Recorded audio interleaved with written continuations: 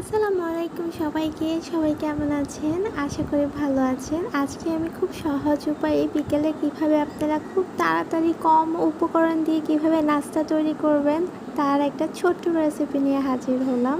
প্রথমে আমি আলু সেদ্ধ করে নিয়েছিলাম। আলু দিয়ে আর ময়দা দিয়ে একটি খামির করে নিয়েছি। আর ওই ডোটি থেকেই অল্প অল্প করে কেটে কেটে আমি গোল গোল শেপ দিয়ে ডোনাট আকারে তৈরি করব। আপনারা চাইলে কিন্তু বাচ্চাদের টিফিনেও দিতে পারেন, কারণ এই টাইপসের নাস্তাগুলো কিন্তু বাচ্চারা অনেক বেশি পছন্দ করে থাকে। আর বানাতেও অত বেশি ঝামেলা নেই, জাস্ট শুধু আলু সেদ্ধ করে নিয়ে একটি ডো আকারের ময়দা দিয়ে মেখে নিলেই হয়, আর সামান্য পরিমাণের লবণ।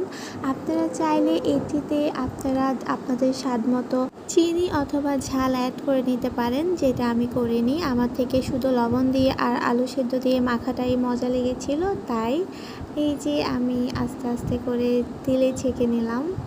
একে একে প্রত্যেকটি নাস্তা আমি ভেজে নিচ্ছি। ঘরে হঠাৎ যদি কোনো গেস্ট চলে আসে, তখনও আপনারা গেস্টকে নাস্তা হিসেবে রেডি করে দিতে পারেন। এই যে আমার ডোনাটগুলোর ফাইনাল লুক, খেতে অনেক সুস্বাদু হয়েছিল আর দেখতেও অনেক সুন্দর হয়েছিল। সবাইকে অসংখ্য ধন্যবাদ।